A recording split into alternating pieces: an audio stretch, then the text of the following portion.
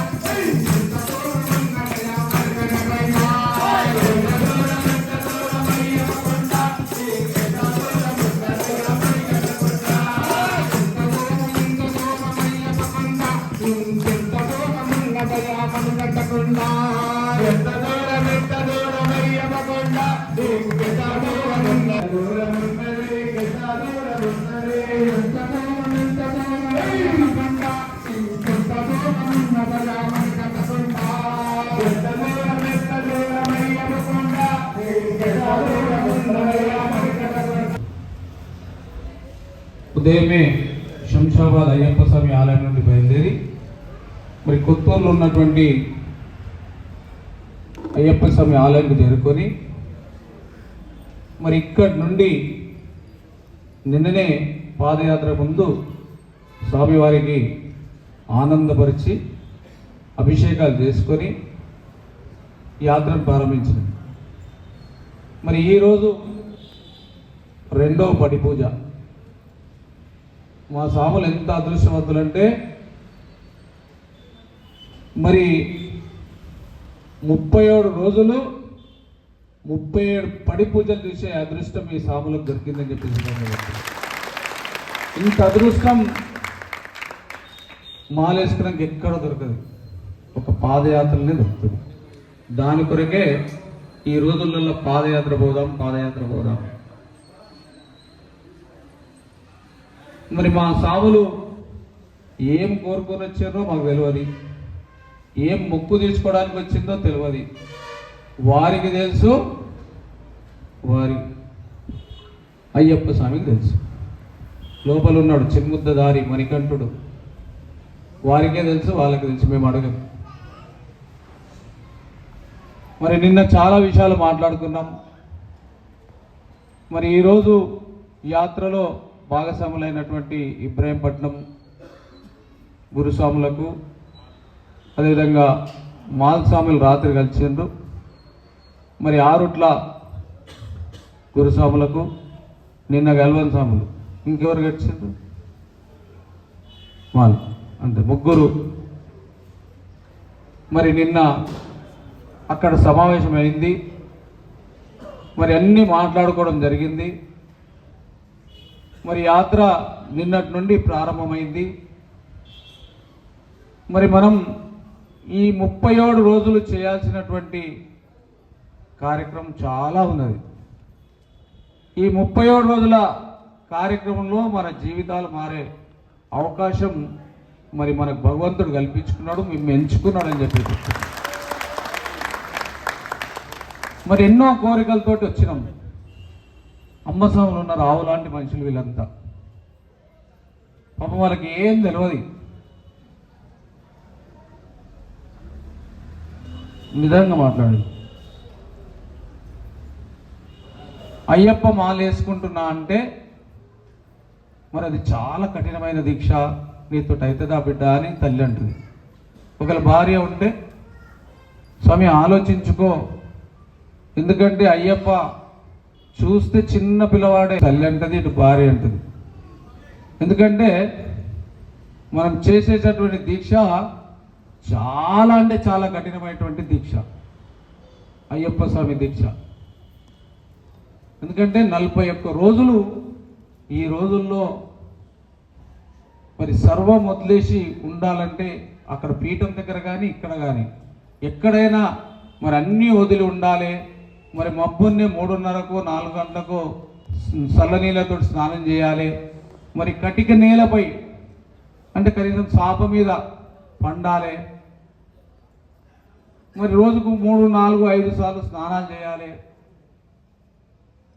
మరి ఏదన్నా బంధువుల దగ్గర ఏదైనా ఫంక్షన్ అయితే పోవద్దు. మరి నల్ల బట్టలు వేసుకోవాలి. మరి ఈ గడ్డము ఎంటికలు చేసుకోవద్దు, ఎవరైనా చూస్తే అసహాయంగా కనబడాలి. ఇవన్నీ నీతో అవుతాయా అని తల్లులు అంటారు. పాపం మనం అన్నీ అవుతాయి అంటాం. మనం అన్నీ చేస్తా, అమ్మకు మాటిస్తావు, అన్నీ చేస్తా అంటారు, భార్యకు కూడా మాటిస్తాడు, అన్నీ చేస్తా అంటారు. అన్నీ చేస్తాం మనం. కానీ కొన్ని జాగాలనే మన దీక్షను ఖరాబ్ చేసుకుంటామా వాస్తవంగా. ఎవరైనా, నువ్వైనా నేనైనా ఎవరైనా తప్పును మనం అంగీకరించుకోవాలి. అలాంటి తప్పులు పాదయాత్రలో జరగకుండా చూసే బాధ్యత గురుస్వాములదని చెప్పేసి నాకు తెలియజేస్తున్నాం. అక్కడ ఏంటంటే ఒక సన్నిధానంలో 50-60 మంది ఉంటే, ఒక 20-30 మంది ఉంటే గురుస్వామి పొద్దున పూజ చేయించేస్తాడు. పూజ కాగానే గురుస్వామి చెప్పేస్తాడు, గోవర్ధన్ గురుస్వామి నాకు ఇవాళ చాలా పని ఉన్నది, ఎందుకంటే పొద్దున్న 3 గంటలకు లేస్తాడు కదా, ఆ 7 గంటల వరకే నిద్ర వస్తుంటుంది అనమాట.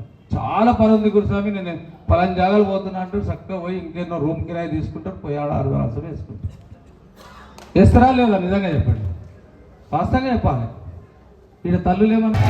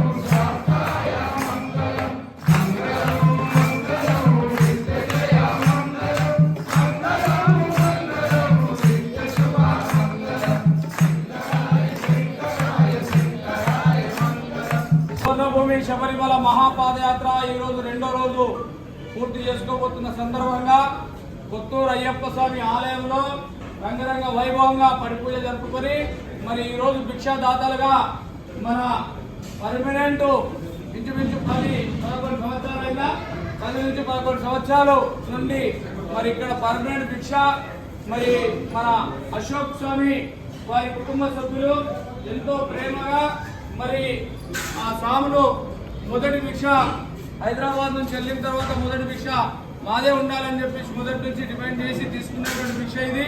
మరి వారు ఎంతో ప్రేమపూర్వకంగా పెడుతున్నటువంటి అదే అందులో భాగంగా మా రాఘవేందర్ స్వామి జూబ్లీ హిల్స్ వారు కూడా స్వామి ఏదైనా ఉన్నది నాకు కొద్దిగా అవకాశం ఏంటి ఇంటికి మళ్ళీ నాకు కాదు అని చెప్పేసి అంటే రిక్వెస్ట్ చేసుకుని మనకు ఈసారి అన్ని భిక్షలు కూడా 2-3 భిక్షలు అవుతాయి కంపల్సరీ. కాబట్టి మరి ఈ రోజు భిక్షాదాతలుగా ఉన్న అశోక్ స్వామికి వారి కుటుంబ సభ్యులకు మరి అదేవిధంగా రాఘవేందర్ స్వామి మన కుటుంబ సభ్యులు జూబ్లీహిల్స్ వారికి మరి నిండు నూరేళ్లు ఆయుధ ఆరోగ్యాలతోటి అష్టైశ్వర్యాలతోటి అఖిలాండ కోటి బ్రహ్మాండ నాయకుడు శ్రీధర్మ శాస్త్ర మరి వారిని అనుగ్రహించి వారు కోరుకున్న కోరికలు నెరవేరే విధంగా మనమందరం అయ్యప్ప స్వామిని మనస్ఫూర్తిగా కోరుకొని వారిద్దరు ఆజ్ఞ ఇచ్చినాకనే మనం ముట్టాలి, అప్పటిదాకా ముట్టదు. స్వామి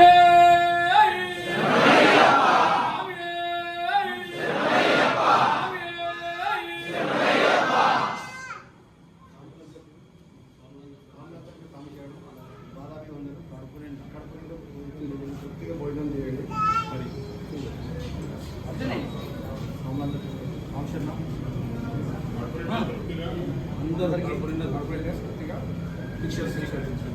స్వామి ఆజ్ఞ దొరికింది కాబట్టి కడుపు నిండా తృప్తిగా తీసుకోండి. కుటుంబాలు కూడా అసలు బయట